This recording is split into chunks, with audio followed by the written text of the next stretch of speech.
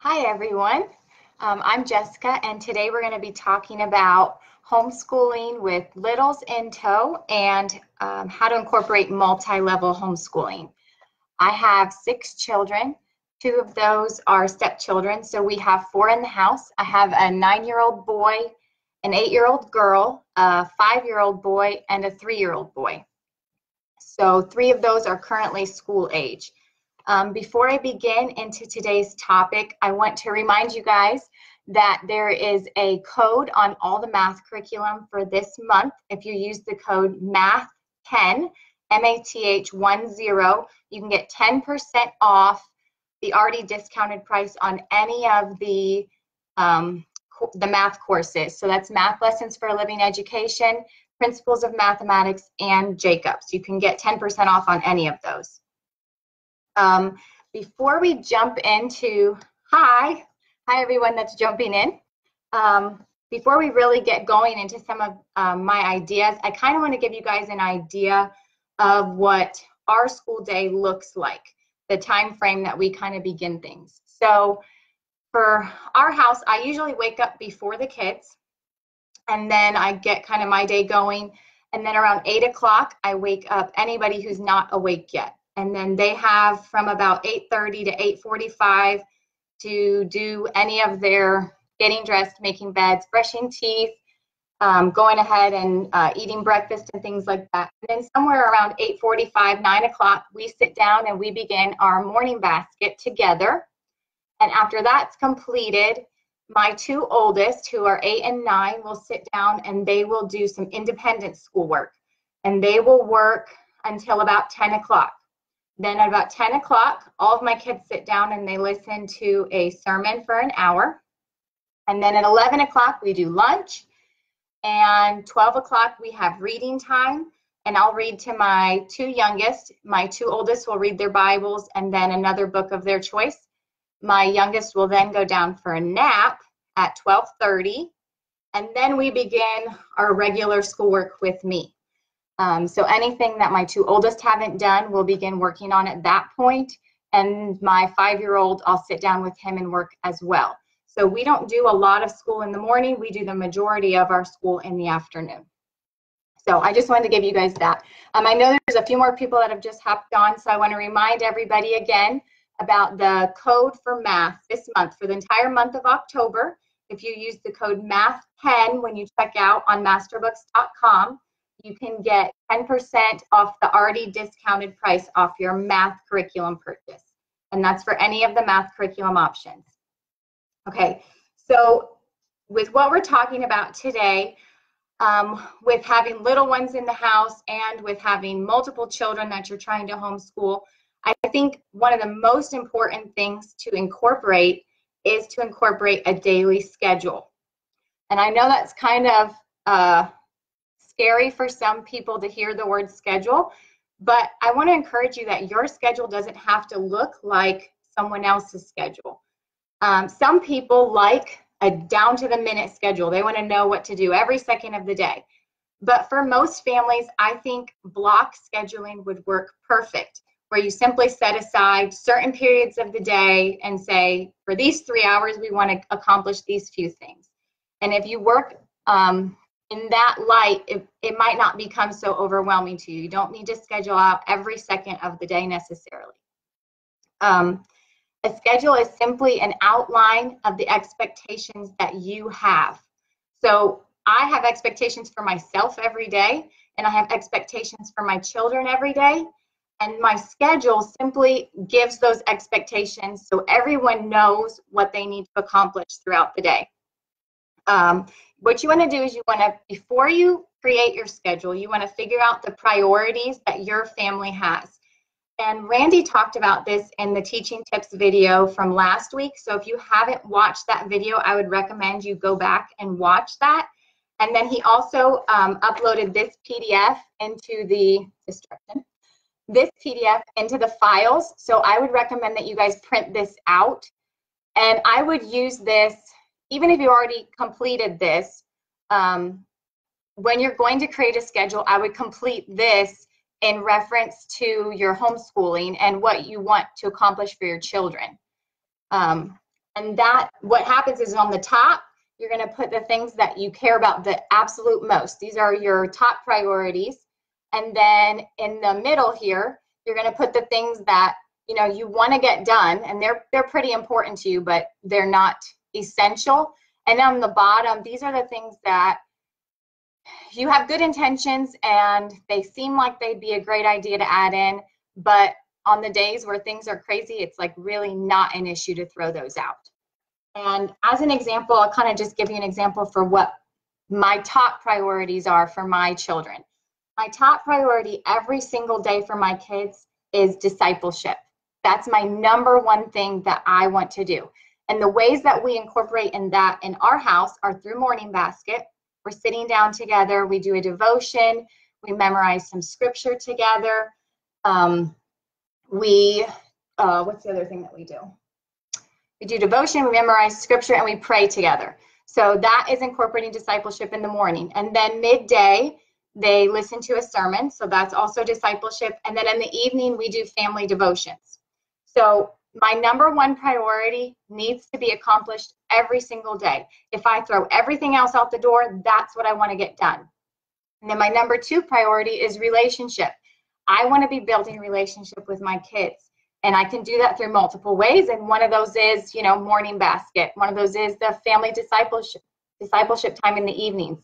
And then my third is academics and life skills. So then I want to make sure that that's also a top priority. But I'm going to throw that out before I throw out discipleship. And when you make your list of what's the most important to you, it makes it easier to fill out your schedule. Because what happens is that I know Mourning Basket, the message that we listen to every day, and family discipleship, those are going to be put on my schedule first. And then my other things can be filled in around that. So if you fill out this form, I think it'll really help you. Another thing to help you with creating a schedule is give yourself some wiggle room, okay? If, let's say that typically it takes you your family 3 hours to get your book work accomplished, don't put 3 hours on your schedule for it. Give yourself 3.5 or 4 hours on your schedule, because when you do that, then on days that you go over a little bit, it's not an issue and you don't feel like you're behind. And then create buffers even on the ends. Like you could put at the end of your school time, you could put some independent reading, or you could put inside playtime, things like that, that if you kind of like move over into that block of time, it's not really that big of a deal. Okay, but remember, your schedule is just to keep your family focused. There's sometimes when my kids will come to me and they'll say like, I don't know what to do, or, you know, I'm bored, or they'll ask me for something and I'll just remind them, well, what does the schedule say you should be doing right now? And sometimes it's playtime, so I don't care. But then there's other times when, you know, it's supposed to be reading time and they're in their room playing, and I'll be like, oh, what are you supposed to be doing right now?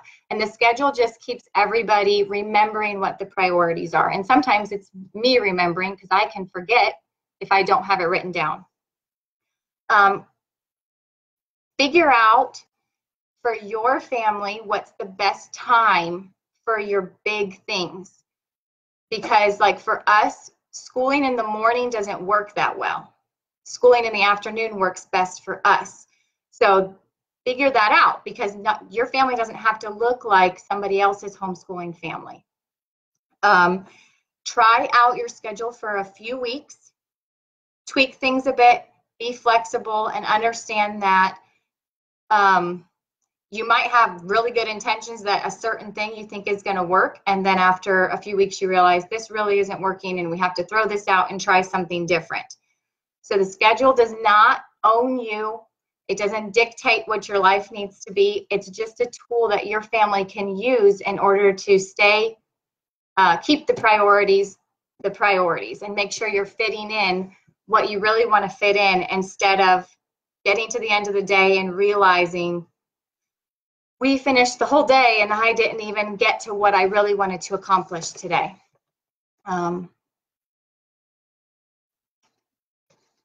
Okay, so Laura said that she's using block scheduling with her kids and it's a lot easier to be flexible. And I agree. It's been really great for us. And I really like a schedule because without one, I do exactly what I just said. I get to the end of the day and I'll be talking to my husband after he comes home from work, and I'll say, I don't even know what we did all day long. So it helps my family a lot. So that is just a big help to me, I think, if you have even one child. But if you're homeschooling multiple levels, if you have little ones that you're dealing with, this can a schedule can be a huge help. When you have little ones, especially ones that are not yet school age, I think it's really important to work into your schedule short, focused times with those little ones. I think it's really easy to forget about the 2 and the 3-year-olds when you've got 6-year-olds, 8-year-olds, 10-year-olds who are demanding your time, and they need your time, they need your help on their courses, but you don't want to forget about the 2-year-olds. So I think if you just try to plan little small amounts of time throughout your day, like 5 to 10 minutes of reading and singing before nap time. You could try just like a few minutes of cuddling on the couch when they wake up or before they go to bed for the night. You could take a few minutes and sit down and share a snack with your little one in the afternoon. Little things like that can really make a big impact on your little ones. So it doesn't mean you have to sit down for an hour, but just take a little bit of time and show them that they're still important and that you're paying attention to them. If you don't plan on that stuff, it's really easy to get caught up in the day and forget, right? Because you're doing laundry and you're cooking dinner and you're helping the 10-year-old with a science experiment. And, you just didn't spend a lot of time with your 2-year-old. So if you put these little bits of time throughout the day in, they don't feel like they're being ignored. So that just takes really intentional parenting. And then if you have little ones that are school age, like 5 and 6 years old, I would recommend don't plan to sit down for an hour and do school with them. If you have a 6-year-old that's doing language arts and math and history and science, they're probably not going to be able to just sit down and get through all of them in one sitting. They're probably going to need to do 10 to 15 minute increments and then let them get up and play or do something different to kind of give their mind a break, and then come back to it maybe an hour later and do a little bit more, or a half hour later and do a little bit more. But most children are not going to be able at 6 years old to sit down and work for an hour to an hour and a half. That's going to be very, very difficult. And I know not everyone does all those subjects, but if you do have a child that is doing all of the subjects, you probably need to give them some breaks in between. If you have a child that's an exception to the rule, like my 5-year-old loves school, and I usually have to tell him that I'm the one that's done working. If you have a child like that, I would still recommend to be mindful and watch them for signals that they're finished. Because sometimes you have to just be like, okay, we are done. Because like with my son, he won't make that decision ever until we get, down the road, and then he just doesn't have he doesn't want to keep answering questions. He says, I'm tired of doing this, and then he's irritated. So before you get to that point, just pay attention so it doesn't get there. Another thing that you can do if you have little ones around and you need a different thing is try to get outside on the days that it's nice. If the weather is nice outside, take all the kids outside. Your little ones can run around and play, and your older ones can sit and they can work on their books, and then they can even take breaks in between subjects and they can go play for a little bit.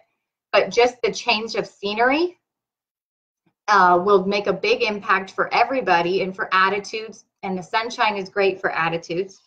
And your little ones can run and play, and you don't have to worry about them being loud. They're outside and they can run around and they'll be happy. Let's see here. And then you can even have your older ones take some breaks and play with the little ones if you'd like to. Let's see. I'm sorry, I have notes so I can try to stay on track. The next thing I wanted to say is the next thing is to give your older children some responsibility. If you have older kids and younger kids, don't feel like you have to try to balance it all. You have a family and everybody is in the family, and we all have to be successful in our family. I remember as a kid, and if my brother or sister got hurt, that was painful to me. And then even as an adult, if something happens in my brother or sister's life, it affects me. And so it's the same way when they're younger, and they are invested in what goes on with their brothers and sisters. And so we want our family to be successful as a whole. And so don't feel like you are gypping your older child from their childhood or anything like that. We're all a team and we're all working together. So give your older children more responsibility. They can do things like they can take breaks from their school books to go and play with a younger sibling. I used to do this quite frequently. Now I don't have to do it as often because we actually do most of our school when my 3-year-old is napping. But I would have my 8-year-old, okay, go take a 15, 20-minute break and go play with him for a little while. And then I'd alternate and I'd do that with my 9-year-old. And that would be a big help. Another thing that they could do is you could have them take a break and go into the kitchen and get everybody a snack. You know, give them something that they can do on their own to get everybody a little snack, sit down for a few minutes, and that even gives you a break from all the kids for a little bit. They can read books to younger siblings, and they can even teach a subject to a younger sibling, depending on their ages. Like if you have a preteen or a teenager, they could teach a subject such as My Story or God's Design for Life for Beginners. Those younger ages, they could sit down. I know Carity's doing that with her boys. And that can be an awesome way for your older student to learn even people skills and how to communicate. And they also are actually learning a lot, even though they don't even realize it. I know for me, when I'm teaching things, I learn a lot more than I did in school when I was younger. And I think it works when you're teaching, when your older student is teaching those things, they're going to even learn from that. And then another thing is to have your older students start working them toward independent working, independent schooling. If they're not there yet, start working them toward that. Depending on their ages, if they're, around 3rd to 4th grade, they should start working toward that direction so you don't have to sit with them all day long. If I had to sit with every child to do all of the school books, I wouldn't have enough time in the day. So my 2 oldest do a lot of their work independently. It can really be a help for you, but it can also help your student because it'll develop a really healthy work ethic, and they'll develop pride in their own work because they're able to do something successful on their own. If your kids are 3rd, 4th, 5th grade or older and they're still needing you for a lot, I think you can kind of start working them toward that direction by sitting them down, let's say, with their math book and saying, okay, have them read you the directions, make sure they understand what they're supposed to do, and then walk away. And then when they get to the next section, do the same thing. Have them read you the directions, make sure they understand what they're supposed to do, and then walk away and let them accomplish it. If they have a question, help them with what they have a question on, but try to have them do the actual work by themselves. And then once they are successful with this, then you can go ahead and go over all of the assignments for the day in math. Like look at the math page, review what each of the sections has them do, and then walk away while they complete the entire page. Once they're able to do that on their own, they're probably going to naturally transition into independent work. But start that transition little by little because you will get a huge break when you don't have to sit with them all day long. Another way that you can have them become independent is by keeping track of their own assignment sheets. Have them look at what they need to accomplish for the day and work on that. My kids each have a binder. Let me grab one. I meant to do this earlier. My kids each have a binder, and in their binder, they have, each subject is marked, and they have just the assignment sheets from the front of each book are in here, and they just fill in the date that they accomplished them. So that way they're keeping track of where they're at in each subject. And then in these binders, we also have any reference pages they need. But this helps them to be responsible for where they're supposed to be at in each subject. And I don't have to tell them what to do every single day. I even do this with my 5-year-old.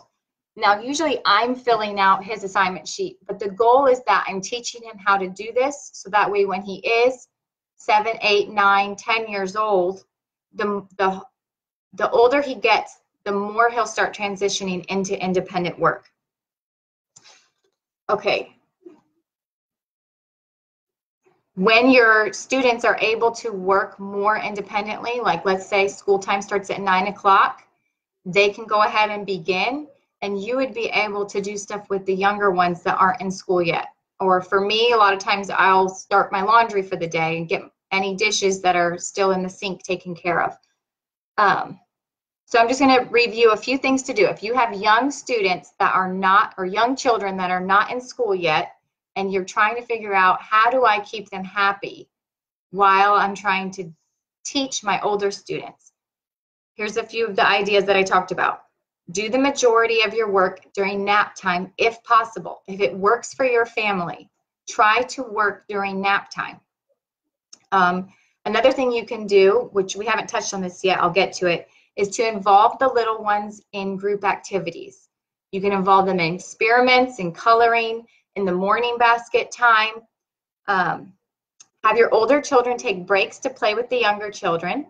You can provide quiet toys like stuffed animals in the schoolroom, so that way they can be, or wherever you're doing school at, if that's in the dining room, if that's in the living room, wherever you're at, provide some quieter type toys for the little ones so it's not as distracting for the older ones, but everybody can still be together and not be on their own.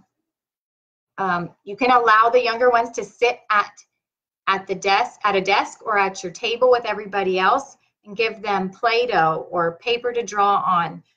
You could get a small whiteboard for them. Puzzles, you can use paint or dot paint, scissors and paper. So just give them activities that they can feel almost like they're doing school with the bigger kids. And then you can do things like throughout the day, have snack breaks and everybody goes and gets a snack together. And then try to go outside on nice days and focus short periods of time with the little ones in between different subjects and different things that you're doing. Okay, so we talked about some things to do with your little ones, but I also want to talk about the multi-level homeschooling. How do I deal with multiple levels at the same time? It'd be very difficult to teach math to, 4, 5, 6 different grade levels. So what do you do in those 6 circumstances? Independent learning, like we talked about before. Getting your kids to work independently is a huge, huge thing that you can do that will take a lot of the pressure off of you. Another option that you can do, especially for subjects like science and history, is family integrated learning. So you can try to pick one time frame for history, let's say, and get the whole family to study that same time frame at the same time. Now, I really like this type of learning because I think that our kids can learn a lot from each other. But I will say this, if all of your kids are able to learn independently, family integrated learning will be more work for you. So you have to figure out how you want to do things. Like if you have all older children and they can all work on their own, when you jump in the mix, it's going to be more work on you. So I do like it a lot though, because I think that our kids really grow from each other. And I think that our children really begin to shine because you can see how they all work together. All of our kids were given different gifts and abilities by God, and we can start to see all of those things coming out and how everybody works together really well when we start learning together. God created our families on purpose with the personalities that we all have on purpose. Sometimes it can feel a little bit like iron sharpening iron when our kids are together, right? But it's actually a really good thing. There's a purpose behind that. Your 3 different children, let's say, don't have 3 distinct personalities because God thought it would be funny to create discord in your family. That's not why he created them that way. And all of your children were given to you on purpose. So none of them were an accident, and none of them have personalities that just don't make sense and don't gel with anybody else. God actually created us to learn from each other. I understand that my husband helps me to become a better person, and God created marriage to work that way. And he created our children to be exactly the same way, where we all are to learn from each other. I know that I learned from my children, and God gave those children to me for that purpose. So when you're the one facilitating family learning, you can kind of help some of the discord that can happen, because I know some of our children sometimes can feel like they're always at each other's necks. But when you are facilitating the conversation and directing what's going on and all of the discussion that happens, you can kind of help to smooth out some of those bumps. For instance, when my kids are in the room playing all by themselves, there's usually more frustration than when we're all talking, because I can make sure that everybody's learning to get along when I'm kind of facilitating and organizing things, okay? So pay attention to your children's strengths and weaknesses whenever you're doing this kind of thing. You want to highlight the strengths, but you don't want to just push the weaknesses under the rug. You kind of want to have your children work on those things. As an example of a way that I've done this is I put my 8 and 9-year-olds in the same, oh my goodness, I have comments and I didn't see them. I'm sorry. I'll look at those. I put my 8 and 9-year-olds in the same language group, same language class. And the reason is that they were both struggling in different areas with language. They're both good in different areas from each other. These 2 children tended to be the ones that were always at each other. They were always struggling with, if I left them alone, there's going to be an argument. He did this, she did that. And so when I made this decision, I was a little bit nervous about it, because I was thinking, okay, I really think that they can help each other grow, but I'm hoping that they will learn how to work through some of these differences. And I have found that I work with them sometimes, and then sometimes I let them work on their own. And the other day, they've been doing this now for a couple months. The other day I was upstairs and I could hear them downstairs laughing and enjoying their work together. And I remember I almost started crying, because I thought, it's really working. They're learning to get along with each other. And in the process of them learning to get along with each other, they are actually learning more than if I had them in their own class, in their own course, because they're challenging each other, right? Where my daughter excels, it's a little bit more difficult for my son, and then my son excels in areas that my daughter just doesn't get. And so because of them working together, they're really helping each other grow. And so that is something that has been it was scary for me to implement, because I thought this year might be the hardest year ever, but it's really worked out to be really great. And so sometimes I am there to help facilitate some of it, and then sometimes they do a little bit of it just between the 2 of them independently. Now, language is one of the subjects that's usually a little bit harder to do together, but the subjects like history and science, art, literature, music, any elective type subjects, they can be a little bit easier to work together. So you can often do the reading of the course, and you can guide the conversation, and then you can assign things on different levels. Okay, so whatever your child is capable of doing. So as an example of different things, what you could do for history, you could be studying a certain period of time in history. You could do the reading together as a family. You can have discussion together as a family. And I really like that because everybody's listening to the same reading material, but everybody picks up something different. It's like reading the Gospels. What happens is they're all stories of the same story. They're giving you the same story every single time. But sometimes they look a little bit different because it's from somebody else's viewpoint. And that is what happens when we sit down as a family and we learn something. And it's really neat to hear that because it helps everybody to learn actually more. Because when I listen to something the first time, I pick up a few things, but then when I talk about it with somebody else and they tell me what they picked up on, then it's easier for me to remember the extra information I didn't remember the first time. So if you're all reading together in history, if you have a high schooler, they might be able to do some extra independent research after you're done. Maybe they could get on the internet. Maybe they could go to the library. They could do some research. They could write an essay based on the time frame that you're learning about.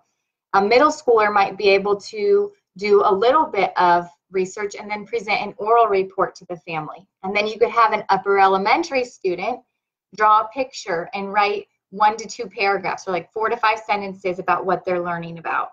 And then a younger elementary student could do a picture. They could just do some narration, whatever you felt like they were capable of.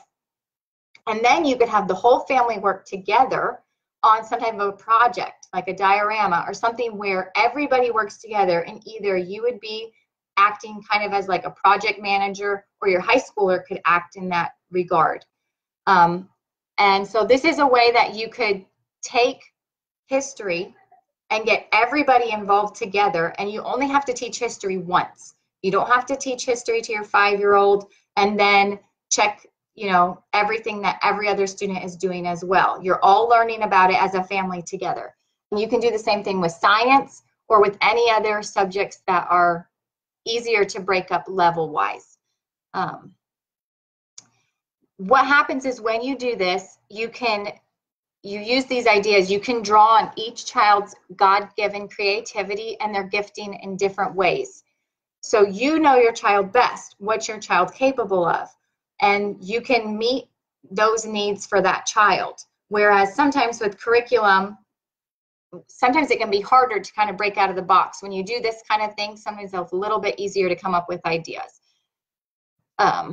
And I know I don't use Pinterest, but I know a lot of moms love Pinterest for this type of thing. You can look up all kinds of different ideas and ways to do hands-on learning when you're doing family-style learning. A way that I'm incorporating this right now is I'm doing zoology, elementary zoology, with my 5-year-old, 8-year-old, and my 9-year-old. My 5-year-old is not doing any of the written work.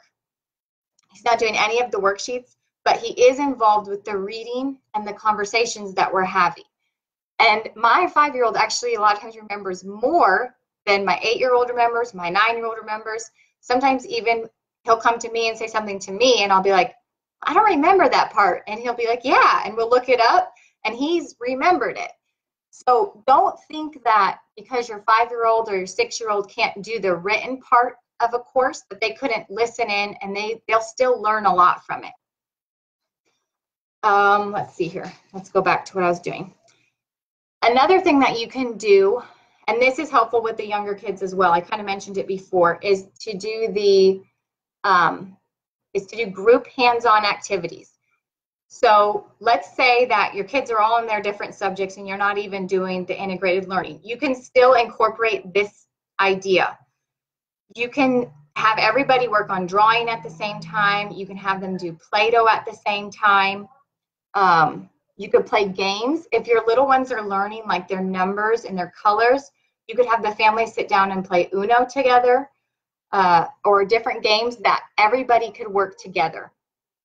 For instance, like in math lessons for a living education, a lot of times it'll say to have the student make a poster about what they've learned about.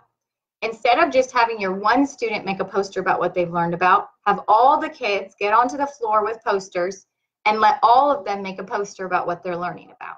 And this way you're kind of like creating community within the family.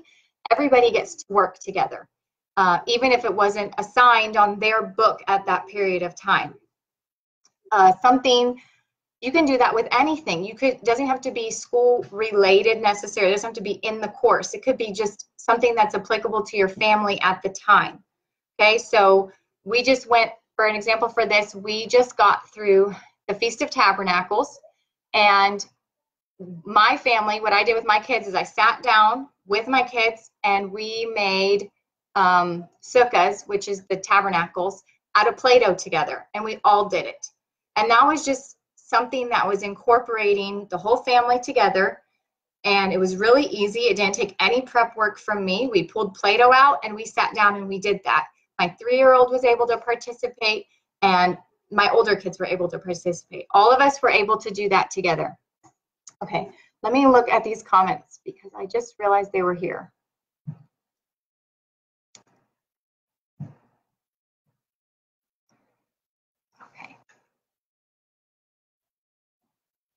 Okay, so I see some people are, yes, independent schooling is the way. Let me tell you, if my kids did not do their school somewhat independently, my house would be a wreck every single day. My husband would not come home to food or a clean house. So independent schooling is how it works for my family. Okay, so those group hands-on activities can be, like I said, they can be anything, even cooking. So if you have something, somebody has to do something for cooking, like I'm doing geography with my 2 oldest, but still, I still incorporate, my 5-year-old still helps with that. My 3-year-old still helps with that. And so they're able to feel a part even though they're not doing the actual coursework, okay? So keep pulling the little ones in for that type of thing, and they won't feel cut off. And then the other thing is morning basket time. I really want to talk about this because I know we talk about it in the group a lot of times, but I really, really think that morning baskets are important. It's a new thing for my family just over the last few months, and I've seen a really big difference in my home. Our days are a lot different now that we start them completely together. So I know some people have taken their morning baskets or their basket time and they've made an afternoon basket or an evening basket, or they do it at a different time of the day, which I think is awesome. Do it whenever works for your family. But I'm still going to recommend that before your day begins, start your day as a family. Do something together. Keep the little ones involved. No matter what age everybody is, if you have high schoolers, involve them. Everybody that's in the home at the time should be participating in whatever it is you're doing in the morning as a family. And you can choose to do anything. You could just have breakfast together. You could just simply have a prayer before you start the day. You could sing a song before you start the day. Everybody could sit down and color a picture before you start the day. However you want to start your day, I would just recommend that you start it all together because you're all a family. And if we start our day together, it really makes a really big impact on how we view the rest of the day. And we understand that we're all for each other, and it's about everybody as a group, okay? So that would just, we do our actual morning basket in the morning. But even if you don't do that, try to do something all together. Okay, the last thing, I think I got through everything. I didn't see any questions. If I missed a question, then I will try to go back through and answer that, but I didn't see any. So the last thing that I really wanted to mention to you guys today is a Bible verse. It's Galatians 6:9. And we've just changed seasons. We've come out of summer. We're now in autumn, which is the harvest season. So I think that this verse is applicable to this literal time of the year, but it's just applicable to the conversation that we're having here and to the season of life that we're in. I know that sometimes trying to juggle taking care of a home, I know a lot of moms are working as well. You know, we're homeschooling, we're trying to feed our families, we're trying to keep things clean, and there's a lot of expectations from the people around us, and it can get overwhelming and difficult at times. So I want to just leave you with this verse. It says, "And let us not grow weary while doing good, for in due season we shall reap if we do not lose heart." The days can seem really, really long, but what you're doing is so, so important. Your role is so vital to the kingdom of God, and you will reap the rewards from the sacrifices you're making today. Just don't lose heart in the process.